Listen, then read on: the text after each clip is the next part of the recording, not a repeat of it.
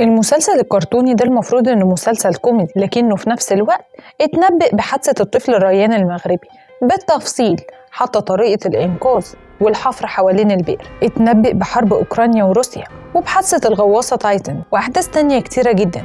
ومن أشهر الأحداث دي صورة انتشرت للملكة إليزابيث وهي متوفية ومكتوب تحتها تاريخ الميلاد والوفاة. ومن كتر ما الأحداث متشابهة مع الواقع بقى المسلسل العين دايما عليه والكل مركز معاه، لدرجة إن في ناس بتدخل تدور على حلقاته عشان تعرف بس إيه اللي هيحصل كل سنة. يا ترى إيه قصة المسلسل ده؟ وهل فعلا بيتنبأ بالأحداث اللي بتحصل ولا بيكشف مخططات؟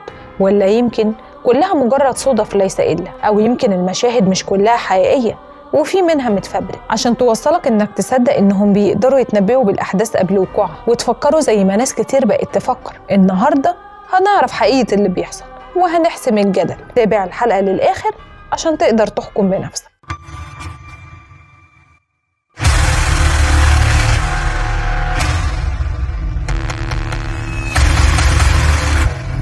قبل ما أقول لكم حقيقة اللي بيحصل لازم كلنا نبقى عارفين ومتأكدين إن الغيب لا يعلمه إلا الله وحده، وإن مفيش بني آدم على وجه الأرض يقدر يعرف ولو الثانية الجاية مخبية إيه ولا هيحصل فيها إيه. بس هقول لكم في آخر الحلقة ليه دايما في ناس بتدعي التنبؤ وبتدعي إنها عارفة الغيب وإيه الهدف من ده بالظبط. هقول لك شوية معلومات كده في السريع عن المسلسل بشكل عام وبعدين ندخل في الأحداث. مسلسل عائلة سيمبسون بيحكي عن مغامرات لعيلة مكونة من أب وأم و3 أطفال وكلب وقط، والمفروض إن العيلة دي عايشة ببلدة اسمها سبرينغفيلد. بدأوا ينشروا المسلسل في ديسمبر سنة 89 ومن بعدها بدأ يتم نشره في أغلب أوروبا وكمان في اليابان، ونجح نجاح مذهل لدرجة إنه أخذ عشرات الجوائز. والمسلسل ده كمان لو أنت ما تعرفش هو أصلاً مش موجه للأطفال، المفروض إنه إنتاج شركة فوكس وموجه للكبار فقط. ويعد المسلسل من أطول المسلسلات في العالم لأنه وصل ل 34 موسم و740 حلقة. بعدها جت قناة MBC في 2005 ودبلجته باللهجة المصرية وغيرت اسمه وخلته عائلة شمشون، وغيرت برضو شوية حاجات أو ما سلطتش الضوء عليهم عشان يعني يتماشى مع الثقافة العربية. وعلى الرغم من محاولات MBC في اختيار مشاهد كوميدية فقط من المسلسل إلا أنه برضو حصل هجوم كبير جدا عليهم بسبب أن المسلسل مش متناسب تماما مع الأطفال وأنه بيناقش مواضيع أغلبها سياسية وحاجات ملهاش علاقة خالص بثقافتنا وعاداتنا وتقاليدنا. فساعتها MBC قررت وقف المسلسل ومسحت الحلقات بتاعته اللي كانت نزلت بالفعل. الغريب بقى في الموضوع إن المسلسل جايب مشاهد من سنين لأحداث بتدور في المسلسل بشكل عادي جدا، لكن المشكلة إن الأحداث دي في منها حصل في الواقع بس بحذافيره بعد ما المسلسل ذكرها. ومش بس كده، ده حتى اللبس اللي كانوا الشخصيات لابسينه في المسلسل الكرتوني لما حصلت في الواقع كانوا لابسين نفس اللبس بنفس الألوان. فهل ممكن الصدف دي تكون دقيقة قوي كده؟ زي مثلا مشهد لشخصية ليزا الكرتونية وهي بتتقدم للترشح لمنصب نائبة رئيس الولايات المتحدة وهي لابسة البدلة اللي انتم شايفينها دي، عشان بعد كام سنة كاميلا هاريس توصل لنفس المنصب وهي لابسة نفس البدلة. استنى كده، دي كمان لابسة نفس العقد، ممكن صدفة. وفي حلقة تانية جايبين ترامب وإنه هيفوز بالانتخابات الرئاسية، وبعد 10 سنين كاملين من الحلقة دي فعلا فاز ترامب بالانتخابات. ومش بس كده، ده كانوا جايبين نفس المشهد كله. استنى كده، نفس شكل ولون البدلة والجرافطة كمان، أكيد صدفة. في الحلقة 10 من الموسم السابع سنة 2006 الحلقة كانت كالتالي: جايبين هومر ومعاه والده، والمفروض هما الاتنين نازلين في غواصات لقاع المحيط عشان يشوفوا مركب قديمة غرقانة بقالها سنين ويشوفوا الكنز اللي فيها.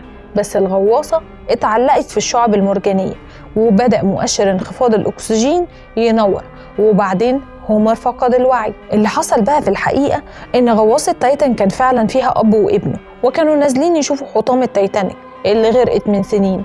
وطبعا انتوا عارفين باقي اللي حصل. ولما الناس بدأت تنشر حلقة سيمبسون وقت حادثة الغواصة تايتان، طلعت جريدة ذا ميرور البريطانية وكتبت ان مؤلفين مسلسل سيمبسون بيقولوا ان دي كلها مجرد صدفة، الحلقة معمولة من سنين. في الموسم ال11 في الحلقة ال17 بيقولوا ان في واحد اسمه ترامب هيترشح في الانتخابات وهيفوز، وكانوا ملبسينه بدلة زرقاء وجرافطة حمراء، وفعلا الشخصية الكرتونية نفس ملامح ترامب، وجايبينه نازل على سلم كهرباء عشان بعد 10 سنين كاملين من الحلقة دي المشهد الكرتوني يتحول لحقيقة. في الموسم ال20 في الحلقة الرابعة المشهد جايب شخصية هومر رايح ينتخب أوباما رئيس لأمريكا، وبعد ما بيضغط على الشاشة عشان يختاروا، الجهاز بيختار مترشح آخر، والمشهد بيوضح إن كان فيه غش في الانتخابات. وبعد الحلقة دي ب4 سنين كاملين يكتشفوا إن اللي حصل في الحلقة الكرتونية حصل في الانتخابات. أما في الموسم التاسع الحلقة الأولى المسلسل جايب برجين التجارة في أمريكا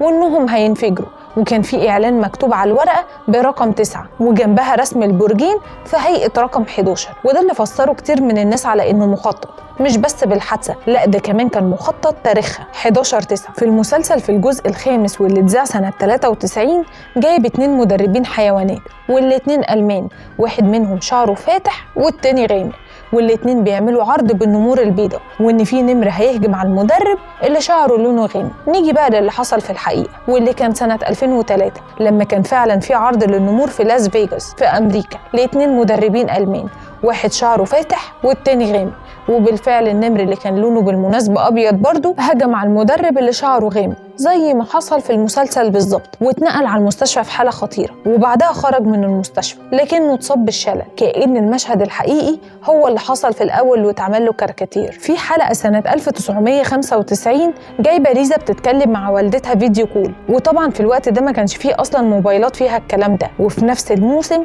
جايب الأب بيتكلم في الساعة الذكية بتاعته، وطبعا برضو وقتها ما كانش فيه ساعات ذكية ولا حاجة. حتى تصميم الآيبود ظهر في الحلقات من كام سنة، وظهر في 2001 في الحقيقة. حتى حادثة الطفل ريان المغربي المسلسل جاب حلقة لنفس الموقف بالظبط، وفي الحلقة اضطروا برضو يحفروا جنب البئر بشكل يدوي خوفا من انهيار البئر والطفل جواه، وتم إنقاذه. أما في الحقيقة هم وصلوا فعلا للطفل لكن بعد فوات الأوان. في 2014 المسلسل توقع إن نيمار هيتصاب أثناء ما بيلعب كرة قدم، كانت المفروض إصابة خطيرة وهيضطر إنه يطلع من الماتش، وإن ألمانيا هي اللي هتفوز بالكاس، وده بالفعل اللي حصل في تصفيات كاس العالم في 2014، وبالفعل اتصاب نيمار وفازت ألمانيا بكاس العالم. في 2017 المسلسل جاب كوبي براين لاعب كرة السلة إنه كان في طيارته الخاصة ومات فيها، وفي سنة 2020 بالفعل اللاعب توفى في حادثة تحطم لطيارته الخاصة. اللي أنا ذكرته ده كله على بعضه جزء بسيط جدا من كم التشابه بين الحلقات والحوادث اللي بتحصل في الواقع، وطبعا بناء على الشبه الواضح للأحداث تعددت النظريات والفرضيات كالعادة، وأنا هقول لكم كل اللي بيتقال، وانت عليك الحرية تختار النظرية اللي بتتناسب مع معتقداتك وتفكيرك. أول نظرية بتقول إن الكتاب والمؤلفين بتوع المسلسل بيستعينوا بكبار السحرة والمشعوذين عشان يقولوا لهم معلومات، وبعد كده هم بياخدوا المعلومات دي ويزودوا عليها شوية أحداث وتتحط في سياق كوميدي. تاني نظرية بتقول إن كل ده فوتوشوب وتزييف ولعب في المونتاج. النظرية الثالثة بتقول إن كلها مخططات لها علاقة بالجماعة اليهود والنظام العالمي الجديد، ودي من أكتر النظريات اللي عليها إقبال في العالم كله، خصوصاً بعد ما في حلقة من المسلسل تم عرضها وبعدين اتشالت وتم حذفها. الحلقة دي كانت من الموسم 21 وتحديداً الحلقة رقم 16. الحلقة أحداثها في القدس وبتتكلم عن توحيد الأديان كلها في ديانة واحدة، ومصورة الملائكة في هيئة خضروات، والمفروض في الحلقة إن شخصية هومر هيطلع هو المسيح، وإن الملائكة اللي هم الخضروات هم اللي هيقولوا له الكلام ده، وجايبين هومر في مشهد واقف بيخطب في الناس وبيقول لهم والناس هتوافق وتصدق على كلامه. طبعا الحلقة دي قابلت كم هائل من الانتقادات من كل النواحي وتم حذفها، لكنها موجودة ببعض التسريبات، وبسبب الحلقة دي الناس بقت تقول إن كده تفكيرنا صح وإن المسلسل ماسوني، لأن الحلقة كانت بتدعم فكرة توحيد الأديان واللي هو يعتبر من أهم أهداف الجماعة اليهود. بس اللي أنا حابة أعرفهولك في الآخر إن في حلقات فعلا تم فبركتها، مش بشكل كامل، لكن زودوا فيها شوية حاجات عشان الناس تصدق، زي مثلا حلقة فيروس كورونا اللي اتعرضت سنة 93.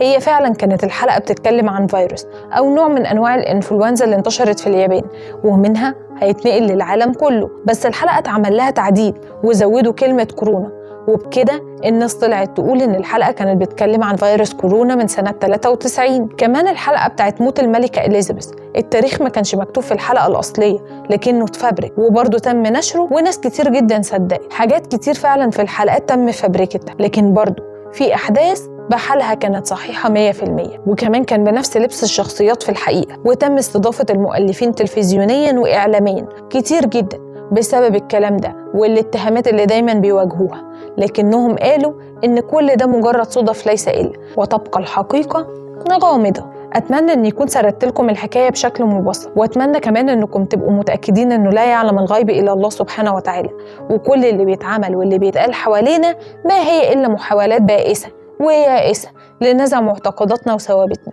وأتمنى إن محدش فيكم ينساق ورا أي كلام أو اجتهادات بشرية ملهاش أي لازمة. مش عيب إنك تاخد فكرة وتعرف اللي بيتقال حواليك، لكن ما تصدقش إن في حد ممكن يقدر يتنبئ أو يعرف الثانية الجاية هيحصل فيها إيه بالظبط. واستنوني في حكاية جديدة من حكاوتي. أشكركم على المتابعة ودمتم بخير.